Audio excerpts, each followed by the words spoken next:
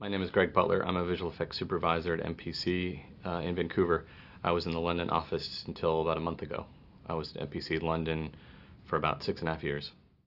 It's interesting because I'm the new person at work. It's a new facility for me, but it's the same company. I know a lot of the people. I certainly know our tools and the way things work. I know my role. So I'm doing the same job but in a new place, and it makes it really interesting but also familiar. I'd supervised MPC's work on the 5th film, so this being the 8th, a number of years had gone by, but it was still the same production team, the Warner Brothers team, and I loved working with them. On the last Harry Potter film, the challenges for us were mainly the room of requirement, which is about half of our work, and we did everything in that sequence. The other challenge was a lot of the battle work. We had a great collaboration with Double Negative on the Hogwarts battle stuff.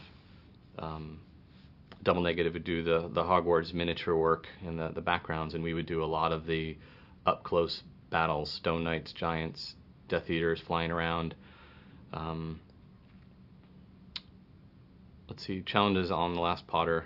It really was room requirement, killing Voldemort off, lots more wand duels. A lot of what we did was go back to work we'd done on previous films and have to bring it back again, but with a little bit extra, a little bit different. It was the last chance for everybody working on one of those films and doing what they loved doing before. A lot of the technology on Potter 8 were things that we had just recently done in the studio, but now we had to push them in a different direction, push them harder. One example is we've been using Flowline for a number of years to do fire and water simulations. For the room of requirement, we now had to do water simulations with fire on top, and to create a kind of a river of fire. We then had to have creatures come out of that river of fire, none of which had really been done with Flowline before. So we had to find a way to combine what we knew about simulating water and what we knew about simulating fire and find some way to integrate the whole thing. So it wasn't so much a technical challenge because it was a pretty straightforward idea of create a water sim, run the fuel on top of it, kind of ignite it, but controlling that and making it look believable, that was challenging. We had only recently done the work to create RenderMan rendering of the Flowline simulations. So ours was the first show at MPC to really push that side of things, managing to get the simulations into Field 3D caches, getting those caches into RenderMan, and having that become reliable, efficient, especially on memory. Another thing we had to do was in the smashing up of Stone Knights in particular, and some other things we broke in the movie, we were using our new Kali toolkit for destruction. MPC had first done that for Sucker Punch, for a lot of rigid body destruction. But on Potter, we had to come up with ways to make our Kali toolkit handle animated objects, because these were animated characters. The Stone Knights were animated characters, and they had to be smashed on the run. Previously, we'd only done that type of element destruction work on pillars and floors, and a much more locked down problem. I first started on the last Harry Potter about 2 years before the end, really just paying attention to it, not active on it. I was doing other things. MPC was working on the 7th film, and so I was having very infrequent meetings, thinking about it, trying to follow along the progress of the shooting of the 2 films back to back, and really starting to build a team slowly in the background, lining up who I was going to work with, because I knew how important that would be. And it started to become clear that the challenges on the last film for us were going to be not only the room of requirement, because it was such a vast sequence. The room of requirement was going to be a very big environment and a very challenging effect throughout the sequence, based on the previs that was already being done by our team up at Leavesden. Another big creative challenge on the last film was the death of Voldemort.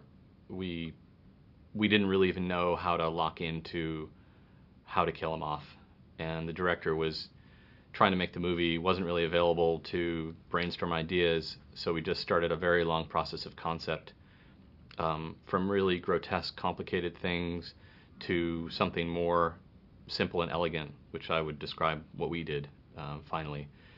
So the death of Voldemort was never, in my mind, going to be a technical challenge, but definitely a creative one, and how are we going to get to something in time to then do it? In the end, I think we only came up with the concept of the death of Voldemort within a few months of finishing the movie, which was a little bit scary because we were worried that the director would suddenly latch on to some concept we'd done that were really hard to do, complicated, because we had so much concept we'd done. At any time he might grab onto one and we wouldn't have time to actually implement it.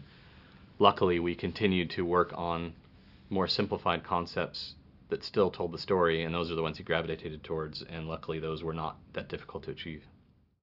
More and more projects we take on at MPC are done at more than one of our 3 main film facilities.